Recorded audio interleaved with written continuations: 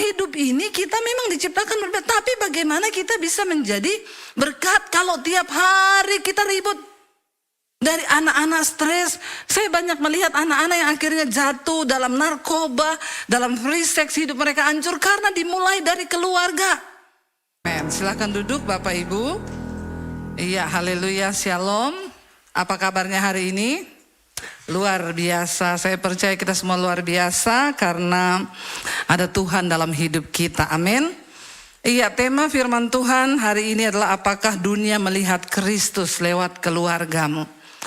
Jujur, gambaran tentang keluarga hari-hari ini banyak yang rusak.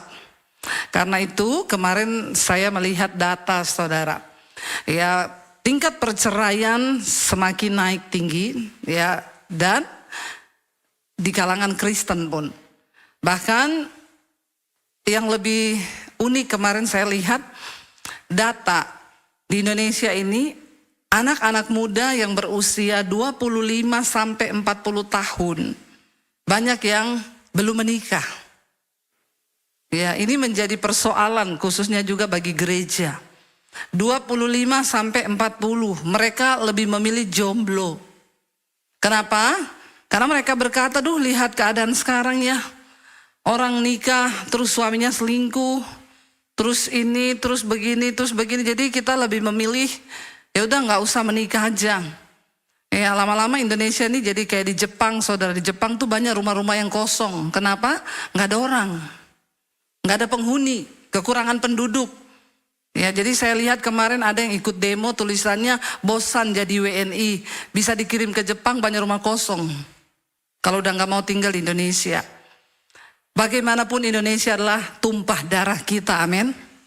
Sebagai orang Kristen, mari kita terus berdoa buat bangsa ini, amin. Ya, dukung saudara, pemerintah yang sudah ada, jangan kita ikut-ikutan. Karena siapapun pemerintah itu adalah wakil Allah, kata firman Tuhan, amin. Dan kita harus berdoa, ya. Hari ini kalau kita masih ada sebagaimana kita ada itu karena anugerah Tuhan. Ketika kita hidup rukun bersama dalam keluarga, dalam berbangsa, maka kita akan menjadi contoh terang bagi banyak orang. Saya melihat ya 25 sampai 40 tahun pada tidak menikah sekarang. Kenapa? Karena gambaran tentang keluarga itu rusak. Ya, bagaimana membenahinya? Kita nggak usah muluk-muluk. Ayo kita mulai dari kehidupan keluarga kita dulu aja. Ya, jangan bilang tuh keluarga tetangga saya bu, nggak usah, keluarga kita, amin. Kita mulai dari keluarga kita. Coba kita baca dulu bersama Injil Matius 5. Saya pengen kita baca dari ayat 14 sampai ayat 16. Ya, Injil Matius pasal yang ke-5 ayat 14 sampai dengan ayat 16. Baca 1, 2, 3. Kamu adalah terang dunia.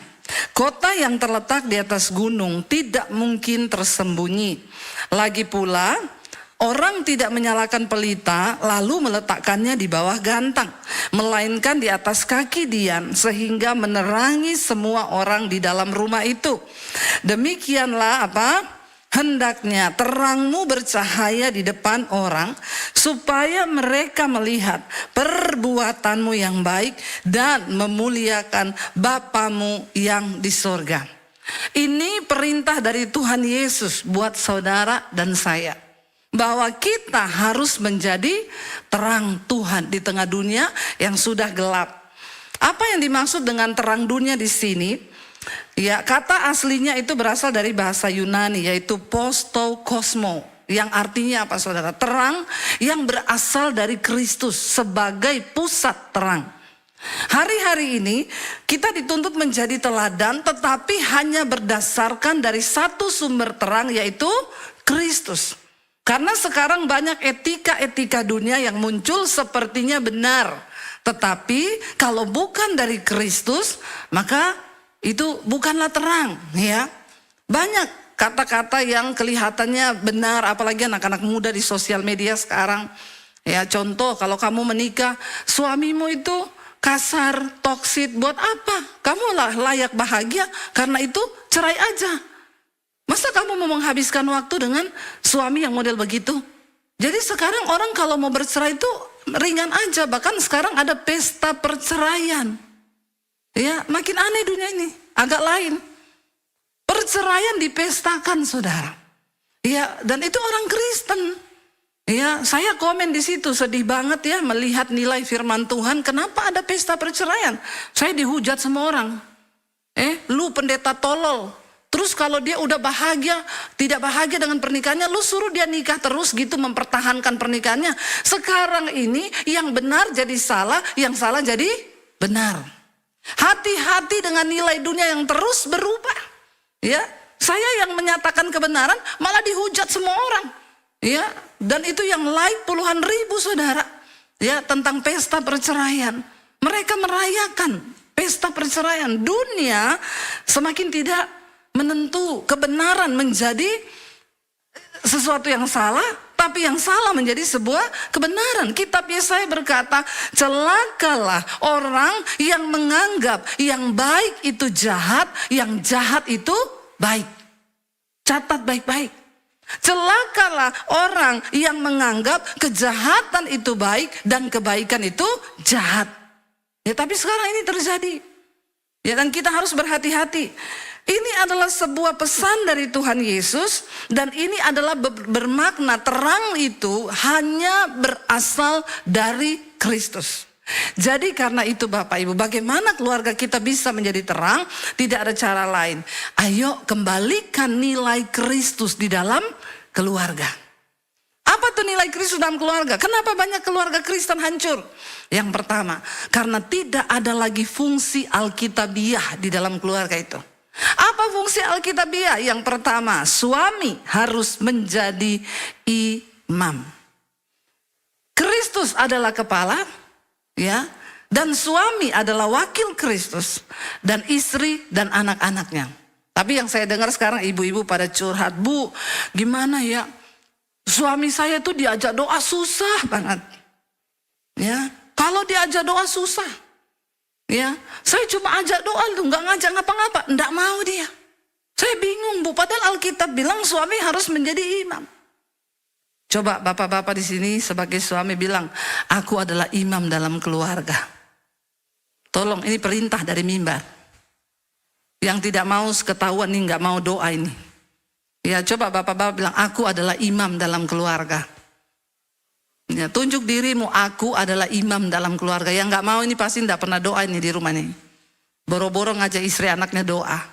Kenapa saudara? Keluarga tidak bisa menjadi terang di luar karena fungsi Alkitabiahnya rusak. Suami tidak mau menjadi imam. Ya, saya bilang sama ibu itu, ya kalau suamimu nggak mau berdoa, ibu aja dulu deh. Sambil doakan suamimu supaya dia bertobat. Ya, kembalikan itu saudara. Bapak-bapak, engkau terpanggil menjadi imam yang harus membawa istri dan anak-anakmu datang kepada Tuhan. Ya, sekarang bapak-bapak itu disuruh doa enggak mau. Ya, suruh cari Tuhan enggak mau, suruh baca Alkitab enggak mau. Ditanya, Bapak ngerti firman, bagaimana mau ngajarin anak firman? Bapak saja tidak mengerti firman. Kalau bapak menjadi imam dalam keluarga, maka bapak mengajarkan istri dan anak-anaknya firman Tuhan. Ya, tapi hari ini apa yang terjadi?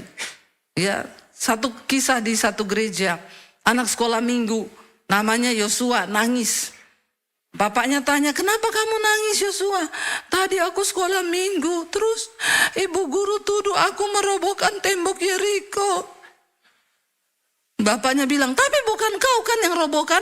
Bukan, aku cuma di kelas. Ya. Lalu mamanya bilang, ini gimana Pak? Papanya bilang, tenang, aman. Ya, tinggal tanya berapa kerugian, Papa bangun lagi. Soalnya papanya kontraktor. Saudara, kalau kita nggak ngerti firman, bagaimana kita mengajarkan anak kita firman? Makanya kita perlu baca Alkitab setiap hari. Amin bapak-bapak? Bapak-bapak saja amin? Puji Tuhan. Ya, ayo kita baca Alkitab. Supaya keluarga kita itu menjadi terang, agar kita ini bisa berfungsi sebagaimana yang Tuhan mau di dalam keluarga. Yang kedua saudara, bagaimana kita bisa menjadi terang? Ayo, hormati Tuhan lebih daripada segala-galanya dalam keluarga. Saya mau kita belajar dari keluarga Imam Eli. Imam Eli, dia seorang imam di Israel.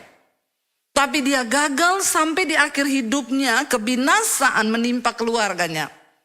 Imam Eli lebih menghormati anaknya daripada menghormati Tuhan. Anak-anaknya Hofni dan Pinehas memakan daging kurban yang harusnya dipersembahkan untuk Tuhan, yang harusnya dibakar bagi Allah menjadi korban persembahan, itu dimakan sama anaknya. Imam Eli tahu, tapi dia tidak tegur anaknya, dia tidak suruh anaknya menghormati Tuhan. Dia juga meniduri para pelayan-pelayan di mezbah. Anak-anaknya ini tiduri. Dia para penyanyi, penari di latar, ditiduri sama anak-anaknya Imam Eli. Dan Imam Eli tidak menegur mereka. Hari ini banyak orang tua yang tidak berani menegur anak untuk sungguh-sungguh menghormati firman Tuhan. Ya, apa sih kesuksesan bagi kita di dunia ini? Mungkin engkau hari ini seorang pengusaha sukses. Mungkin engkau seorang yang punya pangkat yang hebat. Tetapi apakah hanya sampai di situ? Kalau anak-anak kita tidak menuruti dan tidak tunduk kepada firman, tidak menghormati Tuhan, buat apa? Saya selalu bilang sama anak-anak saya, jangan pernah kamu mempermalukan nama Tuhan. Kamu gak usah, kalau mami dipermalukan mah biasa, kita manusia. Tetapi engkau harus menghormati nama Tuhan. Kau jaga hidupmu bukan karena kau anak pendeta, tapi engkau anak Tuhan. Kita ini anak Tuhan. Ajarkan firman Tuhan, ajarkan anak-anak kita untuk hidup menghormati Tuhan. Imam Eli gagal, apa yang terjadi? Tuhan murka karena imamnya sudah gagal, tidak lagi menghormati Tuhan. Buat apa kalau imam gak menghormati Tuhan? Bagaimana dia bisa mengajarkan umat untuk menghormati Tuhan kalau dia saja sudah tidak menghormati Tuhan? Apa yang terjadi? Tuhan izinkan Israel diserang, saudara. Mereka kalah dalam peperangan sekalipun mereka membawa tabut Allah. Zaman dulu tabut Allah bicara tentang kehadiran Tuhan. Kemanapun bangsa Israel berperang membawa tabut Allah, mereka pasti menang karena berarti Tuhan hadir. Tapi saat itu Tuhan murka melihat kehidupan keluarga Imam Eli yang sudah tidak lagi menghormati Tuhan. Karena imamnya begitu, ya umatnya apalagi. Mereka menyakiti hati Tuhan dengan tidak menghormati Tuhan. Mereka kalah, tabut Allah dirampas. Anak Imam Eli mati, saudara. Ketika disampaikan kepada Imam Eli anaknya mati, Imam Eli jatuh dari tempat duduknya dan dia mati di tempat. Kebinasaan, murka Tuhan turun atas keluarga ini. Bukan hal yang main-main. Kita merindukan satu saat nanti kita dan anak-anak kita sama-sama bertemu di sorganya Tuhan yang mulia, amin. Ya, itu kerinduan kita. Karena itu Yohanes 3 ayat 19 sampai 21 berkata begini, saudara. Kenapa kita nggak bisa menjadi terang dan menjadi berkat? Yohanes 3 ayat 19 sampai 21, dan inilah hukuman itu, kata firman Tuhan.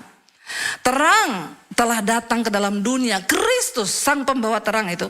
Tetapi manusia lebih menyukai kegelapan daripada terang. Sebab perbuatan-perbuatan mereka jahat. Barang siapa berbuat jahat membenci terang dan tidak datang kepada terang. Supaya apa? Perbuatan-perbuatannya yang jahat itu tidak nampak. Tetapi barang siapa melakukan yang benar, ia datang kepada terang supaya menjadi nyata bahwa perbuatan-perbuatannya dilakukan dalam Allah. Inilah hukuman itu. Kalau orang terus berbuat jahat, dia tidak mencintai terang. Dia nggak datang pada terang. Yesus adalah terang dunia. Bagaimana kita bisa menjadi terang? Kita harus melekat pada Yesus. Makanya nubuatan tentang kedatangan Kristus diucapkan. Bangsa yang diam dalam kegelapan dan dinaungi maut telah melihat terang yang besar. Kegelapan identik dengan maut, kebinasaan. Tetapi terang identik dengan kehidupan yang kekal. Apa itu yang menjadi penghukuman Tuhan? Kalau kita suami, istri, anak-anak dalam keluarga kita tidak mau datang kepada terang itu, yaitu Kristus. Kenapa orang gak mau datang kepada Kristus sungguh-sungguh? Karena perbuatan mereka itu jahat. Karena ketika mereka ada dalam terang, akan terlihat perbuatan mereka itu. Makanya saya bilang orang yang sudah sudah bertobat terima Yesus, tapi kalau masih suka tempat yang gelap, kedugem, Ya, ajak-ajak, goyang-goyang kepala, itu kan tempat-tempat gelap. Di sana isinya percabulan, kenajisan, hawa nafsu. Ya, kalau kau berkata kau sudah terima Yesus, tapi kau masih suka pergi ke tempat yang begitu, fix saudara, dalam dirimu itu ada roh kegelapan dan bukan roh Tuhan. Karena orang yang sudah menerima Kristus dan terang, dia nggak mungkin mau pergi ke tempat begituan. Dia tidak akan betah di sana. Ada kesaksian seorang artis yang akhirnya bertobat. Dia pergi ke dugem, istrinya berdoa di rumah. Dia lihat di dugem itu ternyata semua itu setan. Orang-orang di sana saudara, di dalam alam roh. Dia lari ketakutan seperti dikejar setan. Dia pulang ke rumah, sampai di rumah dia bilang ke istrinya, saya lihat mereka semua itu berubah jadi setan. Dari situ dia bertobat dan dia terima Tuhan Yesus sebagai Tuhan dan Juru Selamat. Dia tinggalkan semua keduniawiannya, kenajisannya, percabulannya. Jangan main-main. Kita ada di hari-hari yang terakhir. Kata firman Tuhan, penghakiman sedang dimulai. Dan pada rumah Allah sendiri yang harus pertama-tama dihakimi. Dan kalau kita saja hampir-hampir tidak selamat, apakah yang akan terjadi? Dan apakah kesudahannya dengan orang-orang yang tidak percaya pada janji Tuhan? Mari kita sungguh-sungguh berjuang. Bawa anak-anak kita untuk hidup menghormati Tuhan. Jangan seperti Imam Eli. Tidak mau datang kepada kebenaran. Tidak mau datang kepada terang. Ya, Bapak Ibu yang ada di sini. Kita mulai dari keluarga kita yuk. Siapa di sini yang tiap hari masih berantem? Di rumah suami istri nggak ada? Saya doakan semua terangkat hidup-hidup ini naik ke surga seperti Henok. Mau terangkat hari ini? Iya. Yang namanya beda pendapat itu boleh. Berselisih paham itu boleh. 5 menit cukup.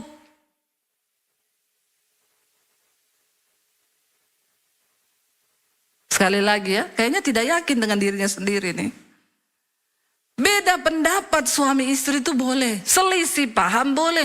Tapi 5 menit saja cukup. Bilang. Sekali lagi bilang, Tuhan catat mulut-mulut yang berkata ini, malaikat tolong dicatat dan materaikan mulut mereka ini. Bisa kita ini beda pendapat, bisa namanya 2 pribadi jadi 1. Ya, itu enggak gampang. Sedangkan orang yang kembar siam aja lahir 1 badan, ya, mereka sampai gede saudara, sampai kuliah. 1 badan 2 kepala, 1 badan 2 kepala ini. Lalu ditanya mamahnya, ada kendala nggak waktu besarkan mereka? Mamanya bilang waktu kecil enggak, ketika besar sering berantem, gigit-gigitan, jambak-jambakan rambut, kan kepalanya 2. Mamanya bilang nggak bisa dipisah, karena badannya 1. Berantemnya kenapa? Yang 1 pengen pakai baju merah, 1 pengen pakai baju biru. Badannya cuma 1. Ini yang 1 jantung, 1 hati, 1 tubuh. 1 DNA, 1 benih. Tapi ada 2 kepala. Bisa berantem. Itu sampai berdarah-darah kalau gigit-gigitan.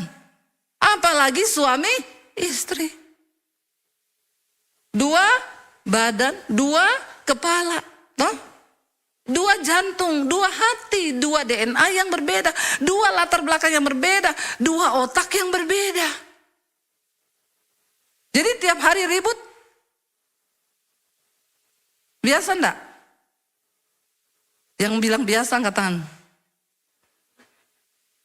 Yang bilang tidak biasa angkat tangan. Yang bingung angkat kaki. Bingung semua. Biasa saudara, namanya juga 2 kepala. Soal makan saja bisa jadi panjang. Tanya sama suami, makan apa hari ini? Terserah. Terserahnya suami itu mengandung arti. Nah, suami saya tertawa. Cuma dia yang tertawa katanya. Tertawanya itu juga mengandung arti. Sebaliknya kalau suami tanya istri makan apa, saya istri jawab terserah. Apalagi terserahnya istri, ya enggak bapak-bapak? Ya. Lebih dalam lagi maknanya. Ya udah makan padang ya. Kok padang terus toh? Aku udah bosan padang. Tadi katanya terserah. Ya tapi yang lain. Mia, enggak dong, aku kan lagi diet. Lah tadi katanya terserah. Tapi jangan mie. Ribut itu. Ya bisa talak 1. Cuma gara-gara makanan. Saudara, dalam hidup ini kita memang diciptakan berbeda. Tapi bagaimana kita bisa menjadi berkat kalau tiap hari kita ribut? Dari anak-anak stres, saya banyak melihat anak-anak yang akhirnya jatuh dalam narkoba, dalam free sex, hidup mereka hancur karena dimulai dari keluarga. Keluarga yang hancur, keluarga yang berantakan, suami istri berantem terus, ribut terus. Anak-anakmu tidak mengalami damai sejahtera. Makanya saya bilang, apa tolak ukur keluarga kita ini menjadi keluarga surgawi? Kerajaan Allah bukanlah soal makanan, minuman, pakaian, mobil mewah, rumah mewah, tetapi soal kebenaran, damai sejahtera dan sukacita. Ya, rumah mewah boleh, tapi kalau nggak ada kebenaran, nggak ada damai, nggak ada sukacita, buat apa? Tiap hari ribut saja, saudara. Ya, kita berdoa supaya Tuhan beri kita ini damai sejahtera. Dan apa yang harus kita lakukan hari-hari ini? Roma 13 ayat 11 sampai ayat 14 kita baca bersama. Roma 13 ayat 11 sampai ayat yang ke-14. Yuk kita baca 1, 2, 3. Hal ini harus kamu lakukan. Hal ini apa? Harus kamu lakukan. Karena kamu mengetahui keadaan waktu sekarang. Baca yuk. Yaitu bahwa saatnya telah tiba bagi kamu untuk bangun dari tidur. Sebab sekarang keselamatan sudah lebih dekat bagi kita daripada waktu kita menjadi percaya. Coba senggol kanan kiri mau bilang bangun dari tidur. Apalagi kalau ada yang ngantuk-ngantuk begini, cepat pukul yang kenceng. Woi, bangun dari tidur, ya. Ini waktunya dengar khotbah bukan tidur. Ya. Orang lagi khotbah dia begini. Ya. Bayangkan saya ini udah keringetan, hari ini saya udah khotbah 4 kali dan kau begini-begini di situ ya. Saudara, bangun dari tidur. Kenapa? Karena sekarang keselamatan sudah lebih dekat lagi. Apa artinya keselamatan sudah lebih dekat? Hari ini kita sedang ada di hari-hari yang terakhir. Keselamatan kita belum kelihatan sekarang. Bagaimana kita lihat keselamatan kita? Alkitab berkata, berjuanglah sampai di garis akhir, sampai pada penghakiman Kristus kelak Yesus datang. Barulah keselamatan yang sesungguhnya itu dinyatakan pada zaman akhir. Yesus akan datang dan disitulah Yesus berkata, maka disitulah aku akan berterus terang kepadamu. Siapa yang benar-benar diselamatkan? Tidak semua orang Kristen yang ada di gereja bisa masuk surga. Kalau engkau cuma punya iman rata-rata dan tidak mencapai standar Kristus, maka kita nggak bisa, saudara. Ya, ada standar Kristus bagi orang percaya. Bagi kita keluarga, bangun dari tidur. Ya, jadi jangan bilang sekarang kita udah selamat, belum. Memang keselamatan sudah Yesus berikan, tapi Alkitab berkata hanya mereka yang mengerjakan keselamatan itu sampai garis akhir, mereka akan melihat, menerima tiket untuk bisa masuk surga. Hari sudah jauh malam, baca bersama. Hari sudah jauh malam, telah hampir siang. Sebab itu marilah kita menanggalkan perbuatan-perbuatan kegelapan dan mengenakan perlengkapan senjata terang. Untuk bisa menjadi terang Kristus, kita harus pakai perlengkapan senjata terang. Bagaimana pakai senjata terang itu? Baca sama-sama. Marilah kita hidup dengan sopan seperti pada siang hari. Jangan dalam pesta pora dan kemabukan. Jangan dalam percabulan dan hawa nafsu. Jangan dalam perselisihan dan iri hati. Ini yang suka-suka dugem ini. Jangan dalam kemabukan, pesta pora, ya. Jangan dalam percabulan, dalam hawa nafsu, dalam perselisihan dan iri hati. Terang Kristus tidak bisa bercahaya bagi kita kalau ada dosa-dosa ini dalam hidup kita.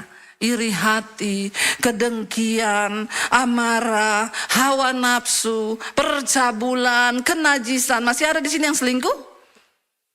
Boleh angkat kaki? Ya, yang selingkuh enggak ada ya lagi ya. Masa enggak tobat-tobat sih ya? Udah cukup ya, tobat ya yang masih suka-suka selingkuh itu ya.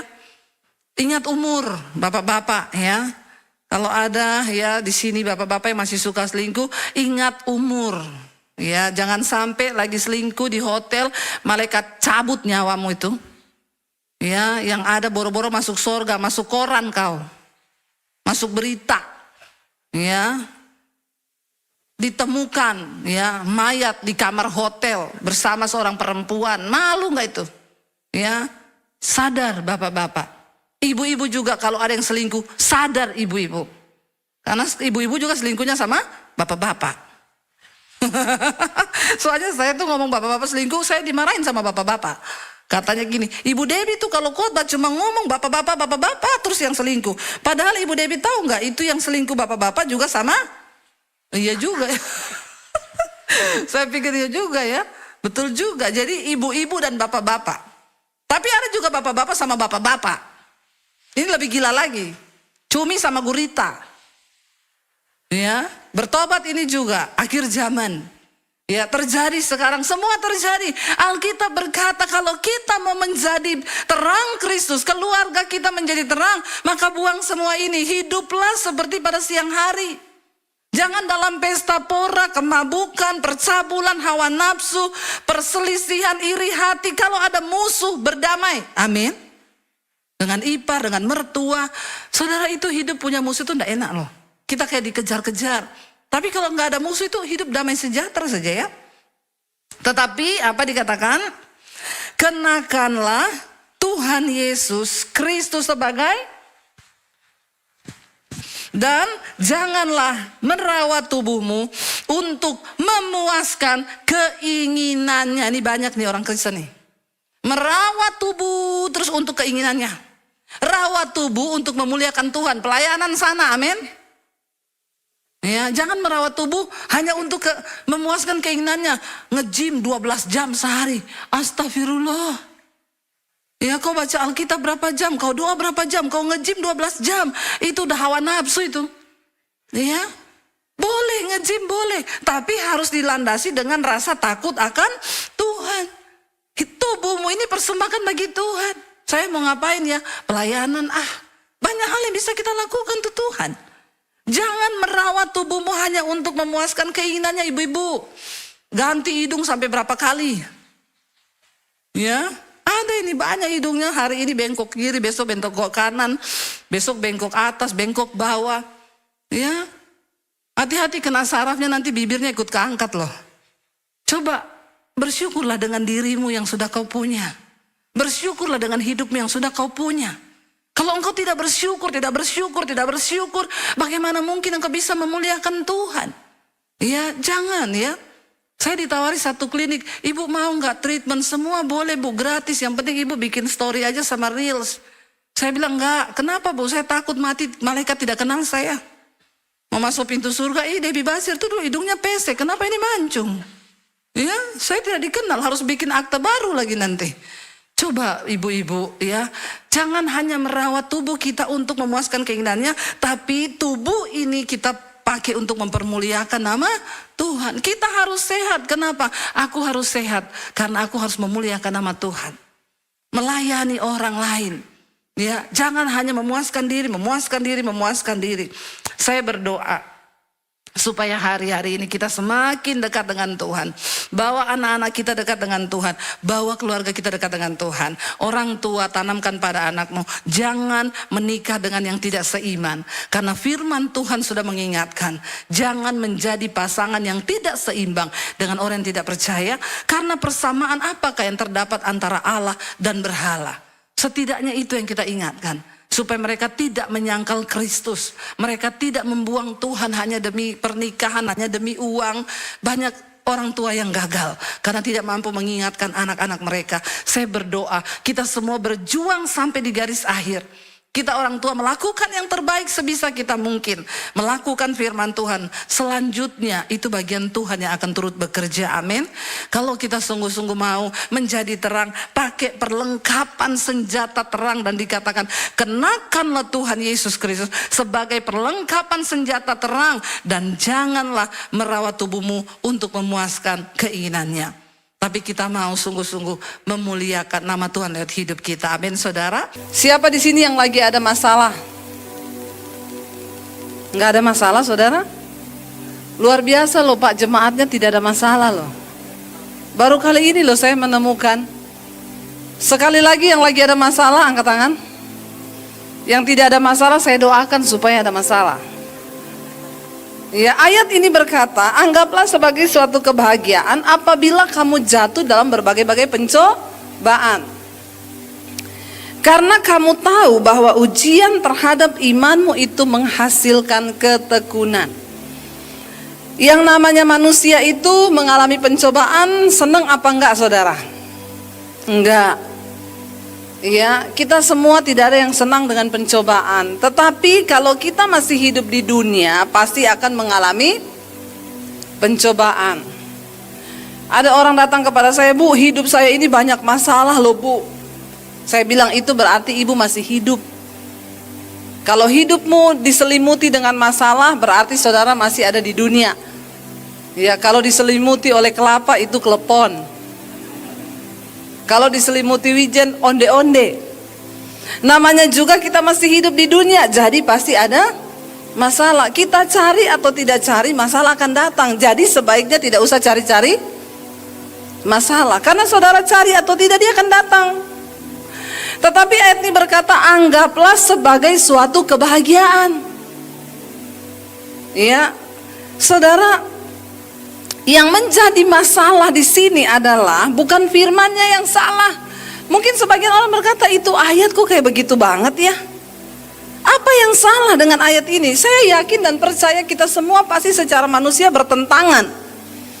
Anggaplah sebagai suatu kebahagiaan apabila kamu jatuh ke dalam berbagai-bagai pencobaan. Yang namanya bahagia itu enggak gitu Bu. Namanya bahagia itu keluarga baik, kesehatan baik, keuangan baik, semua baik. Tidak ada pencobaan, itu baru bahagia. Lalu siapa yang salah? Saya percaya Alkitab tidak pernah salah. Siapa yang salah kalau begitu? Kitalah. Kenapa? Karena konsep bahagia kita dengan konsep bahagianya Tuhan itu berbeda. Amin. Makanya saya selalu berkata begini, saudara, jangan pernah berharap menikah untuk berbahagia. Maka Anda pasti akan kecewa. Semua orang berharap ketika menikah bahagia. Makanya kalau bikin foto prewed itu ya, di gunung-gunung batu, satu di atas, satu di bawah, pegangan tangan. Saya melihat kalau sudah menikah, masih ada nggak yang begitu? Makanya saya kalau lihat orang di Instagram pamer foto prewed, saya bilang prewed.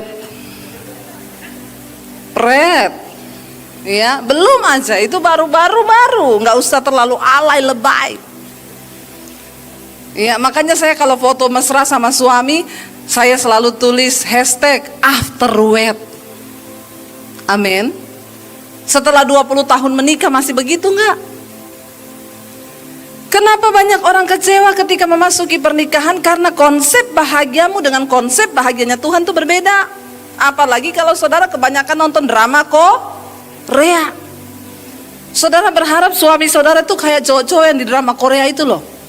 Yo beda, di sana hidungnya mancung, sini pesek. Sana kulitnya putih, sini hitam. Ya, jangan berharap kebahagiaan yang palsu.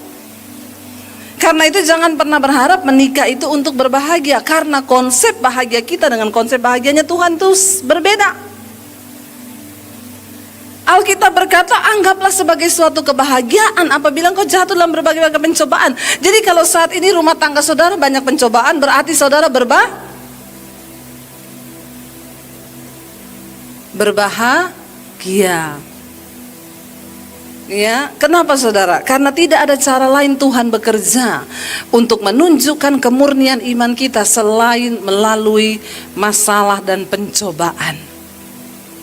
Tidak ada lain, ya.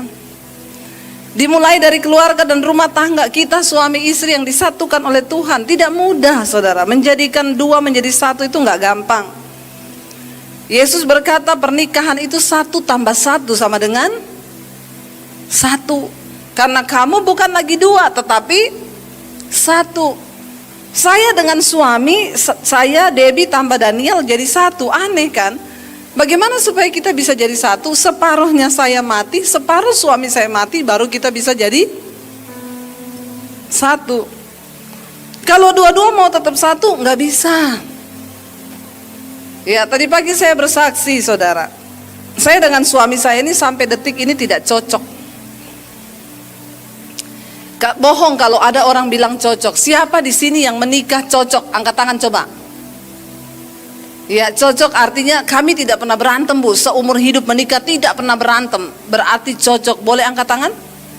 Kalau ada, saya doakan Anda terangkat hidup-hidup seperti Henok. Namanya orang menikah itu pasti tidak cocok. Nggak ada manusia cocok di dunia ini. Ya, saya pernah baca satu artikel, ada anak-anak kembar siam. Dia punya kepala dua, tapi badannya satu. Jadi mamanya diwawancarain, Bu, waktu besarkan mereka ada kendala enggak? Mamanya bilang waktu masih kecil tidak ada kendala. Ya, mereka dipakein baju apa aja mereka mau, karena kepala dua badan satu.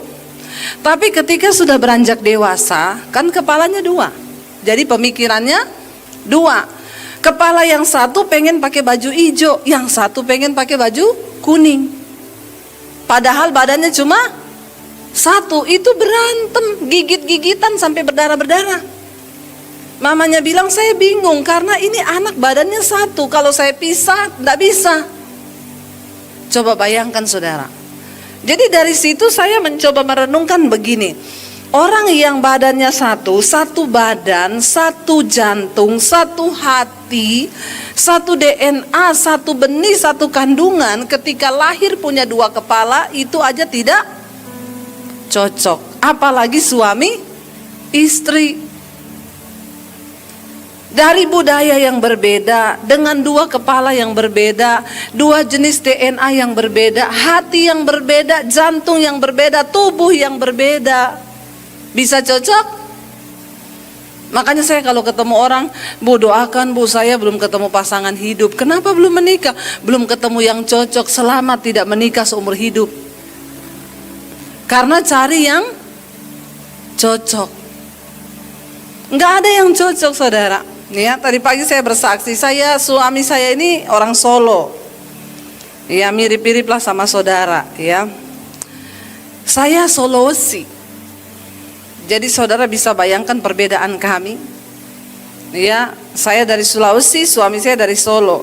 Kita beda dari cara ngomong, kita beda dari cara budaya, kita berbeda dari semua-muanya, kita berbeda. Tapi Tuhan sudah pertemukan. Ya, lalu ketika kita menikah, itu jadi masalah sekali, saudara. Ya, jadi masalah yang pertama dari segi cara bicara, komunikasi. Padahal sebuah hubungan itu dibangun di atas dasar komunikasi. Kalau komunikasinya rusak, maka rusaklah sebuah hubungan. Ya, tetapi kita sudah jadi satu.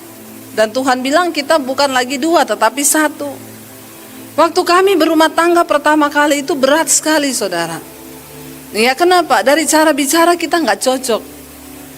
Orang Sulawesi itu kalau ngomong di belakang nadanya tinggi. Orang Jawa kalau ngomong di belakang nadanya rendah. Jadi kita nggak ketemu di situ.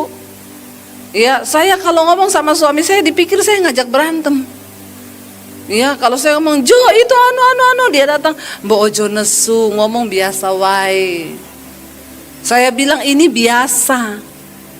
Dia bilang kowe nesu ora. Malah jadi nesu tenan, saudara. Ya, karena apa? Orang ndak nesu.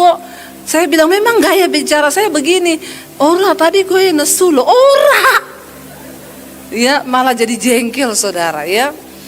Jadi kita itu dari segi bahasa itu selalu setiap hari itu ribut hanya gara-gara omongan.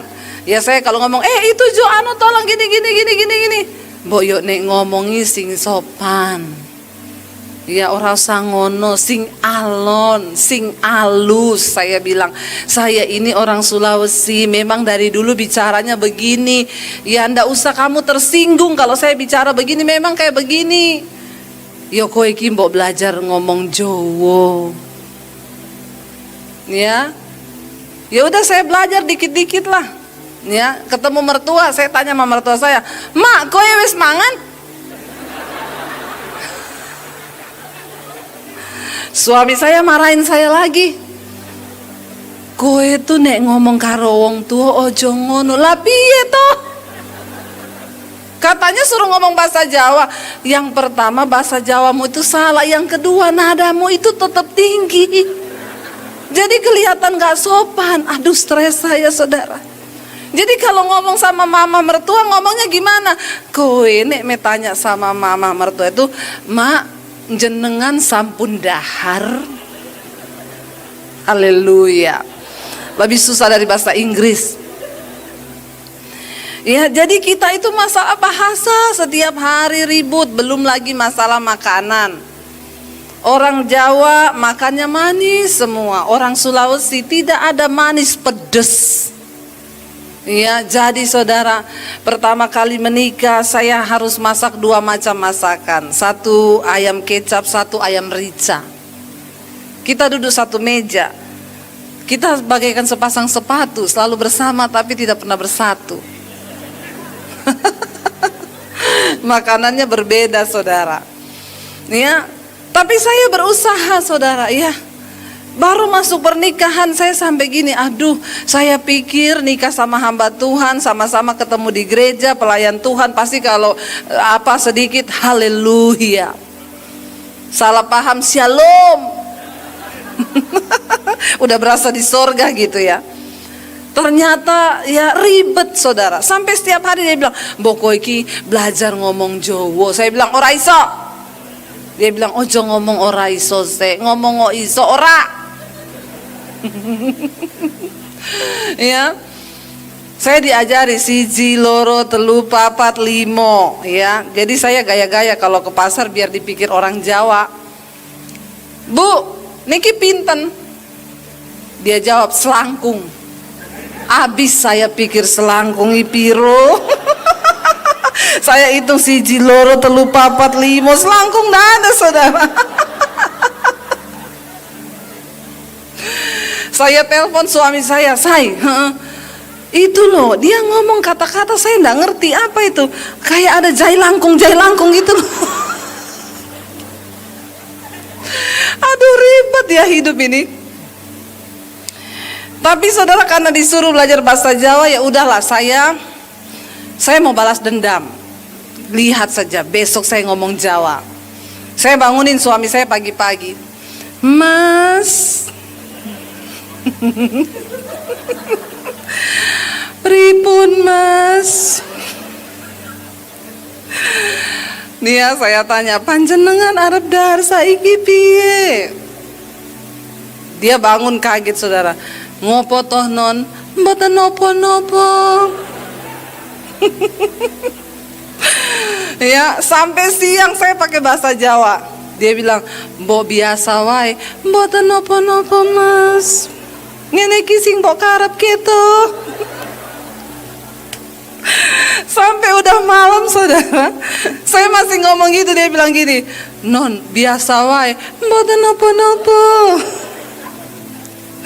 Saudara tahu, sampai malam kita bukan jadi cocok. Ternyata saya mau gila, dia mau sinting. Ya, akhirnya udah mau tidur malam, saya bilang, "Wes, piye? Kamu maunya Debbie Basir atau Sri Rezeki?" "Kalau kamu minta saya jadi Sri Rezeki, oke." Dia bilang gini, "Ora usah, Debbie Basir wae." "Oke, kalau begitu." Jadi saudara, ya, masalah itu, apalagi bicara tentang perbedaan budaya, perbedaan karakter, dan perbedaan personality. Saya ini warnanya merah kalau di dalam pelajaran temperamen. Suami saya itu hijau. Orang warna merah itu inginnya cepat. Pokoknya saat itu juga tidak ada rem, jalan terus. Lah suami saya itu orang flegmatik. Saya koleris. Orang flegmatik itu alon-alon, asal kelakon. Banyak banget orang flegmatik itu di daerah Jawa Tengah, Jogja, Solo, Semarang. Ada bagusnya sih, tapi nggak ada bagusnya. Nggak bagusnya. Saya juga ada bagusnya, tapi ada tidak bagusnya. Ya, jadi saya sama suami itu ketemu, bagus juga saudara kita nih belajar temperamen. Ketika saya tahu warna saya merah itu, saya pengen cepat, saya pengen nggak terlambat, tapi kan juga saya bisa salah dan banyak salah.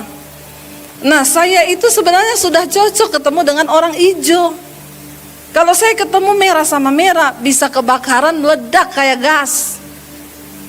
Tapi ketemu suami saya, ya saya harus tahu juga temperamennya dia. Jadi misalnya saya nih jemur pakaian, saya pergi ya, udah mau hujan nih, saya gantung 2 biji pakaian, saya angin-anginin di kamar.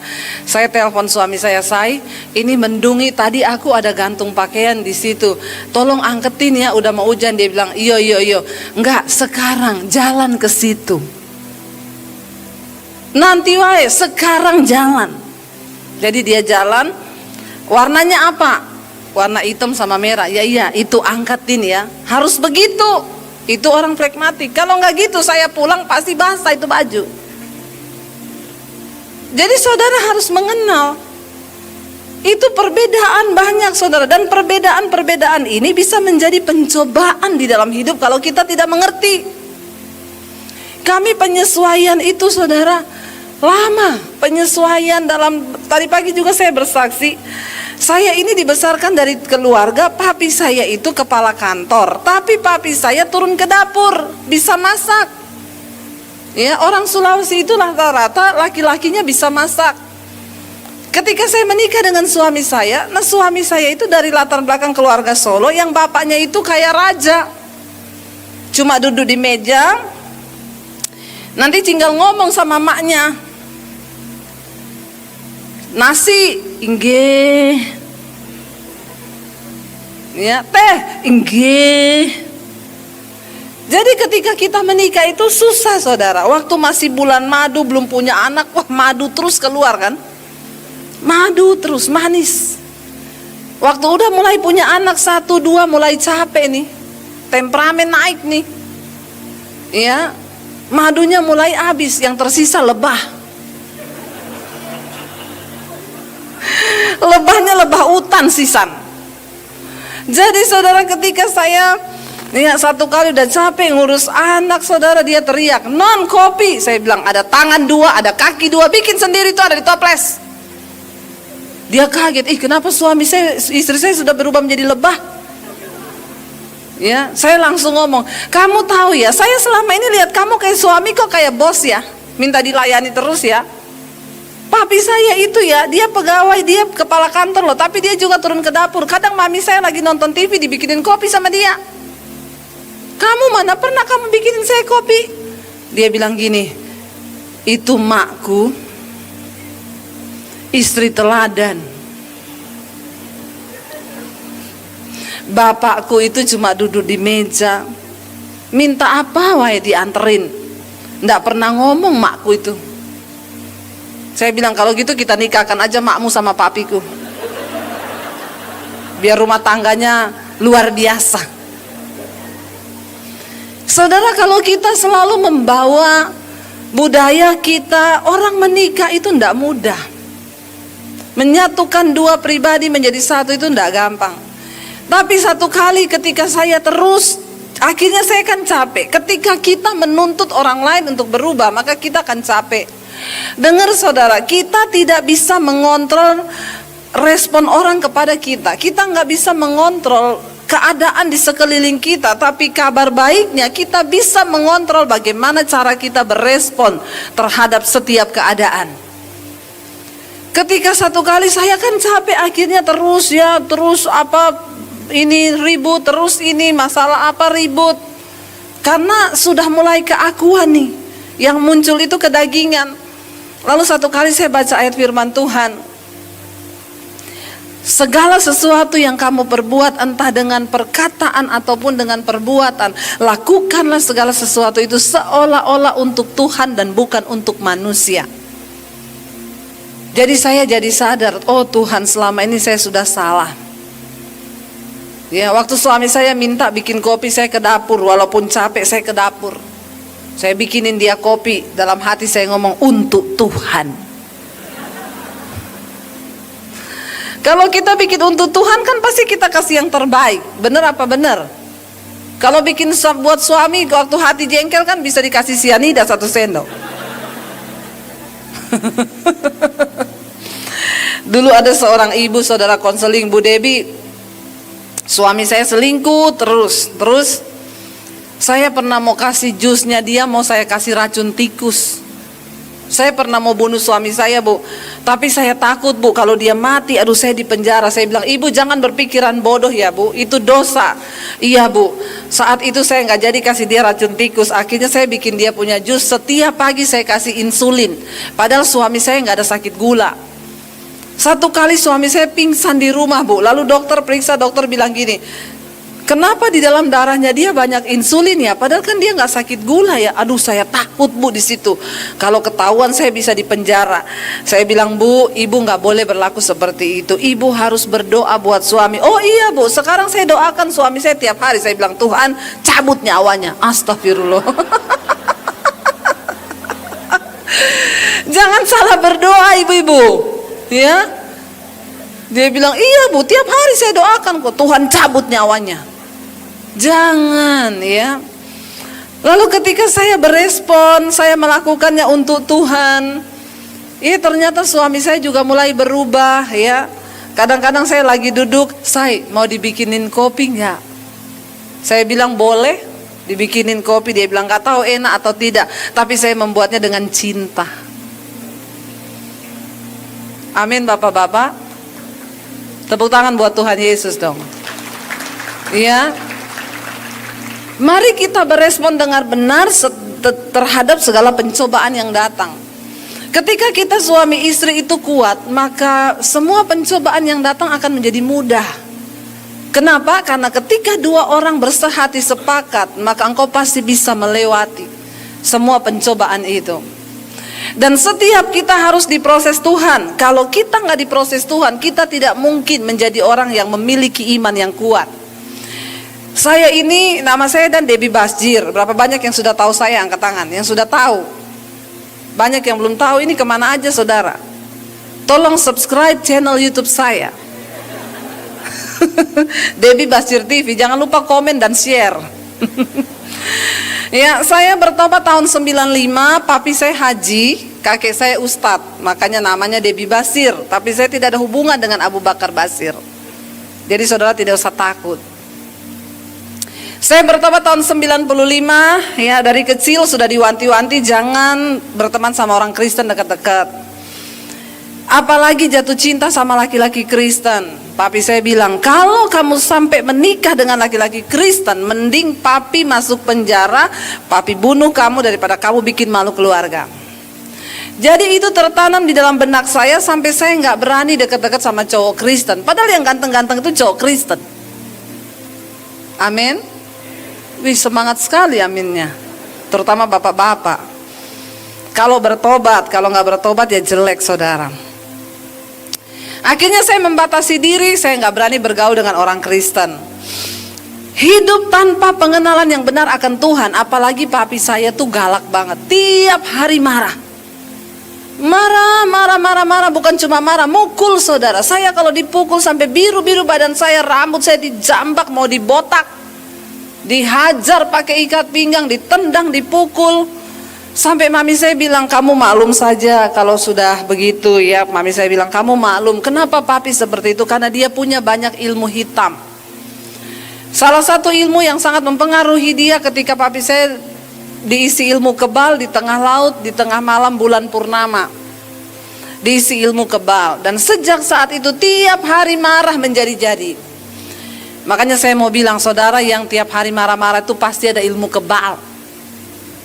Saudara harus doa pelepasan. Siapa yang tiap hari marah-marah? Nggak ada yang angkat tangan. Ya, marah itu boleh, tapi marah-marah itu gila. Orang yang tiap hari marah-marah itu sakit jiwa loh saudara. Kenapa? Karena di dalam jiwa kita itu ada pikiran, perasaan, dan kehendak. Orang sakit jiwa itu bukan yang lari-lari di jalan gak pakai baju, bukan. Saudara tiap hari marah-marah, saudara tersinggung, saudara kecewa, itu saudara juga sakit jiwa. Makanya jiwa ini harus dipulihkan. Lalu saya kecewa dengan keluarga, saya sakit hati, saya luka batin, lalu saya cari pelampiasan di luar. Saya ini dulu pelatih senam aerobik, makanya gayanya begini nih. Ya, tapi Tuhan mau pakai siapa aja yang Tuhan mau pakai kan. Lalu saya ketemu teman-teman, mereka bilang, ngapain kamu bete? Nggak usah bete, ayo nikmati dunia. Alkitab berkata yang ada dalam dunia hanya 3 hal, keinginan daging, keinginan mata, dan keangkuhan hidup, kesombongan. Jadi yang ada dalam dunia ini cuma 3, keinginan daging, keinginan mata, keangkuhan hidup, itu aja. Makanya jangan terlalu cinta dunia. Karena dunia dan segala yang ada di dalamnya ini sedang lenyap. Dan semua yang ada dalam dunia, keinginan daging, keinginan mata, keangkuhan hidup, bukan berasal dari Bapa, melainkan dari dunia. Saya hidup di dalamnya, jatuh dalam dosa, melakukan segala hal yang tidak berkenan, sampai akhirnya saya tertekan dan saya mau bunuh diri. Saya pikir mati itu selesai. Dulu saya berpikir mati itu adalah akhir dari segalanya. Kalau saya mati, hidup saya selesai. Saya tidak tahu, saudara, ternyata kematian bukanlah akhir dari kehidupan, tetapi awal dari sebuah kehidupan baru di dalam kekekalan. Amin. Jadi hati-hati, persiapkan mulai dari sekarang. Lalu saya kepikiran saya mau mati bunuh diri. Saya kecewa, iblis datang terus menuduh, hidupmu sudah hancur, mati saja, buat apa lagi kamu hidup, masa depanmu juga sudah hancur. Setiap hari, apalagi kalau saya dipukulin, semakin luka hati saya, batin saya semakin tertekan. Akhirnya disitulah saya mulai bertanya dalam jiwa saya, apakah Tuhan itu ada? Kalau Tuhan memang ada, kenapa Dia ciptakan saya? Kurang kerjaan banget itu Tuhan ciptakan saya di dunia cuma untuk menderita. Setiap hari saya bertanya, Tuhan apakah Engkau ada? Satu malam saya benar-benar tertekan dan saya sudah tulis surat buat mami saya. Saya bilang, maafkan saya kalau saya ambil keputusan untuk mengakhiri hidup saya, karena saya tidak jadi anak yang baik dan selama ini juga tidak ada yang sayang sama saya. Orang tua saya, mami, papi, nggak ada yang sayang sama saya. Dan di situ malam itu saya bilang gini, Tuhan, sebelum aku mati, aku pengen ketemu Tuhan yang menciptakan aku. Siapa Engkau? Tunjukkan dirimu kepada saya. Malam itu Alkitab berkata, carilah Tuhan selama Ia berkenan untuk ditemui, berserulah padanya selama Ia dekat. Dan ternyata apa yang ada di hati saya untuk mengenal siapa Tuhan, itu diperhitungkan sebagai iman yang mungkin hanya sebiji sesawi, tapi Tuhan perhitungkan itu sebagai sebuah kebenaran. Lalu malam itu saya menangis, Tuhan siapa Engkau sesungguhnya? Tiba-tiba saya dijamah satu kuasa.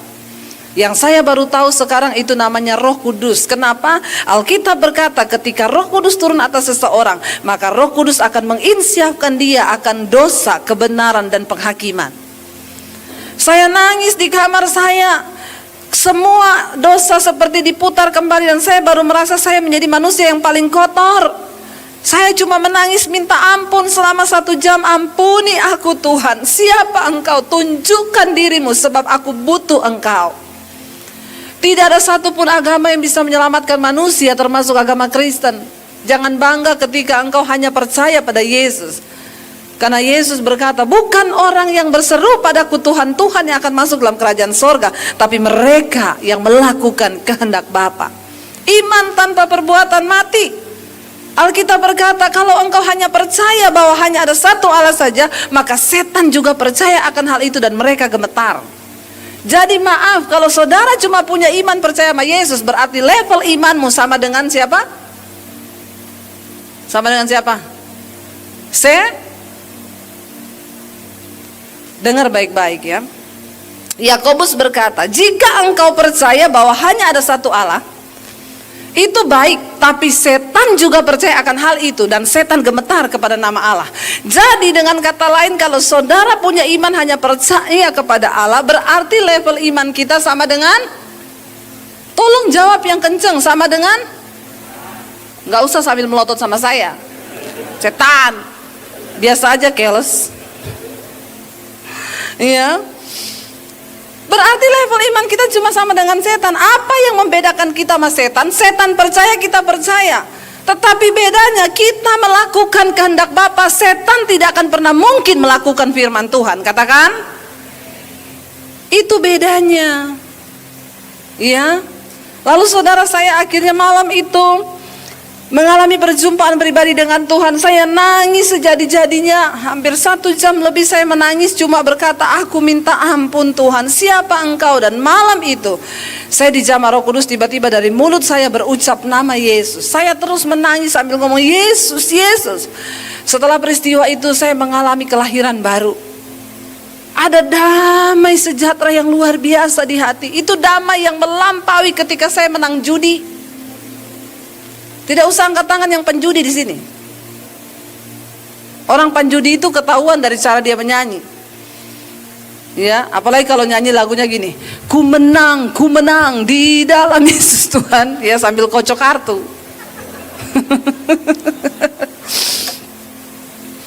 Ya, itu perasaan yang berbeda ketika saya ada di diskotik. Perasaan damai yang dari Tuhan itu luar biasa, itu dunia nggak bisa beri. Saya merasa jiwa saya plong, damai yang luar biasa. Setelah malam itu tidak ada lagi pikiran bunuh diri. Yang ada di otak saya hanya saya pengen kenal siapa Yesus. Lalu secara sembunyi-sembunyi saya cari gereja. Saya pakai baju senam dari rumah, saya cari gereja. Saya masuk gereja, saya beribadah. Saya dikasih Alkitab. Saya bawa pulang Alkitab, saya baca Alkitab 1 hari 6 sampai 7 jam. Kadang saya baca di kamar mandi karena saya takut ketahuan orang tua saya. Saya baca Alkitab dan semua tulisan yang diilhamkan Allah itu bermanfaat untuk menyatakan kesalahan, untuk menegur kita, untuk menasehati hidup kita, dan yang terutama untuk merubah kelakuan kita. Jadi setiap orang yang sudah mengalami perjumpaan pribadi dengan Tuhan, kelakuannya harusnya berubah. Kalau saudara ngomong saudara Kristen, tapi kelakuanmu nggak berubah, maaf, Anda belum ketemu Tuhan Yesus. Lalu saya mulai berubah, saya nggak mau keluar malam lagi. Saya tidak judi lagi. Saya mulai cinta dengan firman. Apa yang dulu merupakan keuntungan bagiku, sekarang aku anggap rugi karena pengenalan akan Kristus Yesus Tuhanku itu lebih mulia dari segala-galanya. Saya mengalami itu. Setiap hari saya cuma baca firman. Hidup saya berubah. Singkat cerita, tahun 95 saya terima Yesus, 96 ketahuan. Kakak saya yang nomor 1 bilang gini, Dep, saya tahu loh kamu ke gereja, saya akan lapor papi. Papi bisa bunuh kamu loh kalau kamu gak berhenti. Jadi kamu sekarang pilih, kamu berhenti atau saya lapor. Saya mulai berdoa, Tuhan, kalau memang sudah waktunya aku harus ngaku tentang imanku depan keluargaku, beri saya kekuatan. Saudara tahu, ketakutan terbesar di hidup saya adalah ketika saya harus mengaku Yesus depan keluarga saya. Nggak main-main, papi saya punya pedang panjang 1,5 meter di bawah kolong tempat tidur. Dia punya keris, dia punya samurai, dia punya pistol di lemari. Jadi setiap hari saya ketakutan, aduh Tuhan kalau ketahuan habis saya ini bisa dibunuh. Saya berdoa puasa selama 3 bulan. Tuhan berikan aku kekuatan Tuhan. Saya cuma minta beri saya kekuatan untuk ngomong. Karena Alkitab berkata, dengan hati orang percaya, dengan mulut dia mengaku, dia dibenarkan dan diselamatkan. Saya berdoa tiap hari, doa puasa, minta cuma satu, kekuatan dari Tuhan. Sampai akhirnya saya dapat kekuatan, saya menghadap papi saya bilang, papi, saya mau minta izin. Papi saya bilang, mau kemana? Santai sekali dia. Mau ke gereja. Berhenti, kaget. Kaget, campur marah, campur aneh. Dia lihat saya, dia bilang, apa? Saya bilang, Debbie mau minta izin mau ke gereja. Dia bilang, gila kamu. Oh, ini penyebabnya. Ini penyebabnya. Makanya memang akhir-akhir ini papi lihat kamu jadi aneh. Dan memang setiap orang yang berjumpa dengan Tuhan Yesus secara pribadi pasti akan menjadi sudah aneh kah saudara? Udah aneh belum saudara? Aneh gimana bu? Dulu marah-marah, ketemu Yesus sekarang nyanyi-nyanyi, amin. Dulu pelitnya sampai melitit. Begitu ketemu Yesus nggak pelit lagi. Bapak-bapak sama istri jangan pelit. Tolong bapak-bapak bilang amin. Aminnya yang rela. Ya. Ada bapak-bapak bilang sama saya, Bu, saya bingung cari simpen uang, Bu. Saya taruh di bank, istri saya ketemu ATM-nya. Saya taruh di kaos kaki, hilang kaos kakinya, Bu. Saya sampai bingung, Bu. Susah saya punya istri pintar cari uang. Semua dicari sama dia, Bu. Saya bilang ya mungkin karena bapak juga pelit, nggak terbuka dengan istri. Masalah uang ini masalah yang sepele tapi bisa bikin orang bercerai loh. Ya, kita kalau sudah menikah semuanya menjadi satu, uang juga menjadi satu. Amin Bapak Ibu. Mungkin ini jarang disinggung sama pendeta, tapi hari ini mau saya singgung. Ya, banyak suami-suami yang tidak terbuka keuangannya dengan istri. Makanya akhirnya jadi selingkuh karena istri nggak tahu keuangannya bagaimana. Sebaliknya istri-istri juga kalau dipercayakan uang jangan disalahgunakan itu uang, ya. Uang itu kalau dikasih beli dulu kebutuhan pokok, jangan pergi sulam alis. Begitu habis beras mau makan alis. Ya, tolong bijaksana sebagai istri-istri. Alkitab berkata istri yang cakap itu mahkota suaminya. Suaminya tidak akan pernah kehilangan keuntungan, apalagi kehilangan duit. Amin ibu-ibu. Ya, mari kita beresin apa yang perlu kita beresin, saudara. Ya, sampai suaminya satu kali cerita, istrinya tanya, Pak, itu uang di rak buku, ditumpukan buku yang ke-10 di amplop warna merah, uang apa? Suaminya bilang, uang sial. Kenapa? Udah gua umpetin, lu temuin juga itu uang. Sial banget. Jangan ada uang sial di antara kita, amin. Harus saling terbuka, saudara, supaya tidak ribut. Ini tadi kenapa bisa belok ke uang ya? Saya tadi lagi ngomong apa ini ya? Akhirnya saudara saya bergumul, itu pergumulan terhadap papi saya bilang, oh iya makanya kamu jadi aneh. Oh iya, orang ketemu Yesus tadinya pelit jadi tidak pelit. Tadinya merokok jadi tidak merokok. Saya percaya di sini sudah tidak ada yang merokok kan, amin. Masih ada yang merokok? Tidak usah angkat tangan. Saya bisa lihat wajah-wajah saudara. Yang merokok saya tahu ini ada asap di kepalamu. Dapat penglihatan saya. Iya. Bertobat saudara ya, nggak usah tanya di mana ayatnya Bu di Alkitab orang Kristen tidak boleh merokok. Di Alkitab tidak ditulis, di pom bensin banyak. Sedangkan di pom bensin saja Anda tidak diterima, apalagi di sorga. Bertobat ya. Lalu akhirnya papi saya bilang, oh makanya kamu jadi aneh. Kalau orang berpikir ikut Yesus enak, ikut Yesus bahagia, ikut Yesus tidak ada masalah. Sebaliknya saya, ketika saya terima Yesus, maka pencobaan mulai masuk di hidup saya. Pergumulan mulai masuk di hidup saya. Karena Yesus berkata, kalau kamu ingin jadi muridku, sangkal dirimu, pikul salibmu dan ikut aku. Mengikut Yesus bicara soal menyangkal diri dan membayar harga memikul salib. Bukan mau senang-senang. Ikut Yesus tadinya naik motor, sekarang jadi naik Avanza. Yang naik Avanza jadi naik Innova. Yang naik Innova jadi naik Fortuner. Habis naik Fortuner naik apa? Balik motor lagi. Kenapa? Kena kutuk. Please saudara, ikut Yesus bukan soal kita diberkati. Itu bonus yang akan Tuhan kasih. Kalau kita berkenan, ikut Yesus soal penyangkalan diri, membayar harga. Di mana kita berkata, aku bukan aku lagi, tetapi Kristus yang hidup di dalamku. Sangkal dirimu, saya harus menyangkal saya bukan Debbie Basir yang lama. Saya Debbie yang baru di mana Yesus yang hidup di dalam saya. Bahkan saya kehilangan hak atas hidup saya.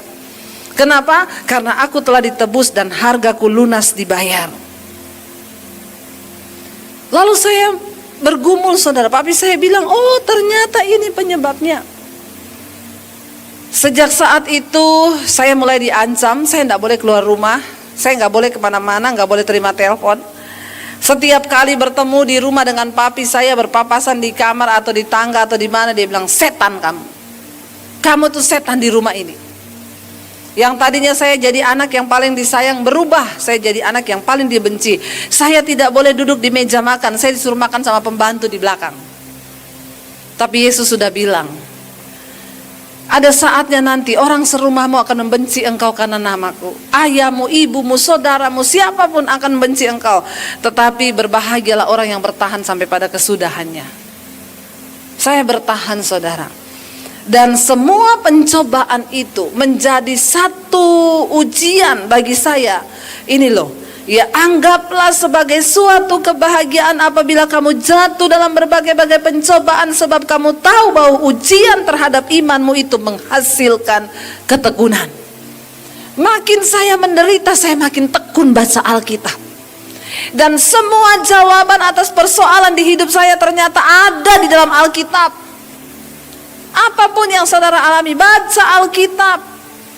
Makanya baca firman. Bagaimana mungkin engkau bisa kuat kalau tidak pernah baca firman? Roh Kudus itu mengingatkan firman Tuhan yang kita baca, bukan drama Korea atau film India. Saya baca Alkitab, saudara. Saya bertekun di dalamnya. Saya sudah gak kuat menghadapi pencobaan itu. Setiap hari di rumah kayak neraka jadinya. Saya berdoa, Tuhan, saya minta engkau jadi jawaban Tuhan. Aku cuma pengen mau ke gereja bebas, tidak ada yang menghalangiku. Tuhan jawab doaku. Bulan Desember tahun 96, tanggal 14 Desember itu ulang tahun saya. Saya bilang, Tuhan, saya minta hadiah satu saja di mana saya boleh ke gereja. Saya dipanggil papi saya waktu itu. Papi saya tanya, kamu benar udah gak mau kembali lagi? Papi kasih kesempatan kamu berpikir. Cuma ini yang kamu pilih. Kalau kamu pilih Yesus, silakan angkat kaki dari rumah ini dan jangan anggap kamu punya keluarga. Kamu pergi dari rumah ini dan jangan bawa ijazah. Saya mau lihat Yesus kasih makan kamu pakai apa. Tapi kalau kamu mau kembali, papi terima kamu sebagai anak di rumah ini. Itu pilihan terberat di hidup saya. Kenapa? Saya mengasihi keluarga saya. Tapi saya juga tidak bisa meninggalkan Yesus yang sudah mengubah hidup saya. Rasul Paulus berkata, tidak ada satupun yang bisa pisahkan aku dari kasih Kristus. Apakah itu kelaparan, aniaya, ketelanjangan, tidak ada yang bisa pisahkan. Saya masuk di kamar, saya menangis, saya bilang, Tuhan, kenapa saya harus mengalami ini? Tuhan kan bisa menjamah hati papi saya, melembutkan hatinya. Dan kenapa jawabannya bukan begini, Debbie, kamu mau jadi Kristen? Iya, silakan kamu ke gereja, enggak apa-apa, itu hak setiap manusia. Kan enak kan, saudara? Bisa enggak Tuhan bikin begitu? Bisa kan? Tapi waktu itu saya bertanya, kenapa Tuhan gak bikin begitu? Kita sama Tuhan beda tipis. Tuhan maha tahu, kita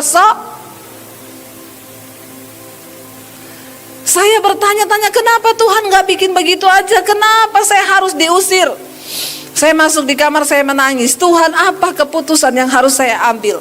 Saya tahu berat resikonya. Saya baru lulus SMA, dan kalau saya harus tinggalkan keluarga, saya gak boleh bawa ijazah. Saya gak punya masa depan. Tapi saya cuma mau minta satu, Tuhan, seberat apapun resiko di depan saya, jangan biarkan aku keluar dari rencana Tuhan. Saya bilang, karena saya percaya hidup saya akan berbahagia ketika saya berada di dalam rencana Tuhan itu. Saya baca Alkitab, langsung dapat ayat, berbahagialah kamu jika karena namaku kamu meninggalkan ayahmu, ibumu, rumahmu, ladangmu, ternakmu, apa saja yang kau miliki, karena aku akan memberikannya, aku akan menggantikannya lipat kali ganda. Saya langsung lemes dapat ayat itu. Tuhan, berarti engkau suruh saya tinggalkan keluarga saya. Saya pamit dari rumah, mami saya nangis, papi saya berlutut di bawah kaki saya. Dia bilang, Debbie, papi merendahkan diri, papi cium kakimu. Tolong pikirin lagi, jangan salah ambil keputusan. Saya peluk papi saya cuma bilang, saya sudah pikir pap matang-matang. Kamu mau kemana? Saya bilang sama mami saya, Tuhan yang saya ikuti, Tuhan yang bertanggung jawab. Mami saya bilang, tunggu mami sama papi mati baru kamu jadi Kristen. Saya bilang, kelamaan, Mam. Ini bukan soal mami sama papi mati. Ini lawatan Tuhan bagi saya. Bahkan saya juga tidak mengerti kenapa bisa terjadi begini. Saya tinggalkan rumah, hanya bawa beberapa pakaian. Dari kota Poso saya ke kota Palu. Jadi saya ini dari Poso, saudara. Saya dari Poso saya ke kota Palu. Sampai di kota Palu, Saya tinggal di kos-kosan sepupu saya itu di sana ngekos, mereka kuliah ya, dan mereka ngekos di satu tempat kos. Untuk bisa dapat makan dan numpang tidur di situ, setiap hari saya cuci baju anak kos, saya nyapu, saya nyetrika, saya masak, saya ngepel, saya nyuci. Nyuci nggak pakai mesin, pakai tangan. Ya, kadang lagi cuci pakaian setumpuk, iblis ngomong goblok. Jadi Kristen, jadi pembantu. Mending kamu pulang ke keluargamu, tinggalkan Yesusmu. Di sana di rumah bajumu dicuciin sama pembantu. Saya bilang, iblis, aku telah ditebus dan hargaku lunas dibayar. Karena itu hidupku bukan milikku lagi. Kenapa saya harus diproses begitu? Karena dulu saya sombong, saya angkuh. Semakin karakter kita hancur, kita akan diizinkan Tuhan mengalami pencobaan yang benar-benar menghancurkan segala-galanya. Keakuan ini harus mati. Saya diremukkan benar-benar 1 tahun tanpa uang, tanpa satupun orang yang bisa saya jadikan sandaran dalam hidup saya. Hampir setiap hari puasa karena memang gak ada makanan. Saya cuma berlutut di kaki Tuhan. Sampai akhirnya saudara, saya masuk sekolah Alkitab di Makassar, lalu akhirnya saya dikirim pelayanan ke Solo, dan di situ saya ketemu suami saya. Ya, perjalanan hidup puluhan tahun saya harus menyingkatnya saudara, tetapi itu penuh air mata, penuh tantangan. Saya ketemu suami saya, lalu kami sepakat untuk menikah. Saya telepon papi saya, papi saya Debbie, saya mau minta doa restu. Dia tanya, Debbie siapa? Debbie anaknya papi, Debbie Basir. Maaf, dulu saya pernah punya anak nama Debbie, tapi udah mati. Sampai di akhirat kita tidak akan berjumpa lagi. Kamu mau dikubur, kamu mau menikah, tidak usah kabarin ke sini, karena bagi saya kamu sudah lama mati. Saya cuma netesin air mata. Jadi suami saya itu laki-laki paling bahagia. Dia tidak melamar, nggak antar harta, ya. Lalu akhirnya kami menikah saudara. Ya, tetapi apa yang Tuhan janjikan itu luar biasa. Saya terus berdoa, ya. Kenapa? Pencobaan akan menghasilkan ketekunan dalam hidup kita. Berbeda orang yang mengalami. Makanya sekarang saya kalau ada jemaat konseling, jadi di mesbah doa saya tiap malam tuh ada mesbah doa di YouTube saya. Setiap jam 8 malam kita live streaming. Itu orang konseling ya. Jadi saudara bayangkan ya, live streaming mesbah doa yang nonton sampai 60.000. Itu setelah itu konseling. Jadi di HP saya ini sudah hampir ada 4.000 konseling yang masuk. Saya begitu terbatas, saya hanya bisa membalas yang bisa saya balas. Bu, saya sudah tidak tahan bu. Kenapa? Saya ini penderitaan saya banyak bu. Saya tidak punya apa-apa, sekarang saya gini-gini. Saya tanya, udah berapa lama menghadapi masalah gini? Baru 2 bulan bu, saya sudah bertahun-tahun. Jalani aja dulu, harapkan Tuhan. Saya gak pernah meminta-minta kepada siapapun, saya berlutut di kaki Tuhan. Tapi pencobaan itu membawa iman kita semakin kuat. Ayat 4 berkata, dan biarlah ketekunan itu memperoleh buah yang matang, supaya kamu menjadi sempurna dan utuh dan tak kekurangan suatu apapun. Ya, kita perlu saudara menjadi matang di dalam iman kita, supaya kamu kedapatan utuh, ya, dan tidak kekurangan suatu apapun. Sebelum Tuhan memberkati hidup kita, kita harus terlebih dahulu diproses. Karena itu saya berkata tadi ya, saudara yang tidak ada pencobaan, saya doakan supaya saudara ada pencobaan. Kenapa? Karena pencobaan akan membuat kita semakin berhikmat. Kita tahu di balik pencobaan itu Tuhan punya maksud dan rencana atas hidup kita. Saya melihat saudara, dan saya mau bersaksi kepada saudara apa yang dulu Tuhan janjikan. Ya, berbahagialah kamu kalau karena namaku kamu meninggalkan ayahmu, ibumu, rumahmu, ladangmu, apapun yang kau miliki, engkau akan memperolehnya lipat kali ganda. Sekarang itu sudah terjadi di dalam hidup saya. Adik saya yang dulu mau bunuh saya waktu saya jadi Kristen, sekarang udah terima Yesus sebagai Tuhan dan Juru Selamat. Papi saya sebelum meninggal saya layani saudara, dia terima Yesus sebagai Tuhan dan Juru Selamat. Apa yang Tuhan janjikan? Saya waktu itu kehilangan rumah. Sekarang Tuhan kasih rumah saudara. Maaf, saya punya beberapa rumah di Jakarta. Apa yang tidak pernah kita pikirkan, itu yang Tuhan sediakan. Tapi tidak semudah itu. Kita harus disiapkan dulu, diproses dulu sampai kita benar-benar siap. Barulah, kenapa? Karena bagi Tuhan menjawab masalahmu itu hanya semudah Dia berfirman. Dia menciptakan matahari hanya dengan berfirman. Menjawab persoalanmu, masalah hutangkah, sakit penyakitkah, cuma semudah Tuhan berfirman. Tapi yang menjadi sulit bagi Tuhan apa? Mengubah sikap hati dan cara berpikir kita supaya bisa sama dengan cara berpikirnya Tuhan. Kenapa seringkali masalah kita menjadi lama? Karena engkau tidak ngerti-ngerti konsepnya Tuhan atas hidupmu. Anggaplah sebagai suatu kebahagiaan kalau engkau mengalami penderitaan hari-hari ini saudara. Karena Dia Tuhan yang sanggup melakukan segala perkara atas hidup kita. Mari kita bangkit berdiri bersama.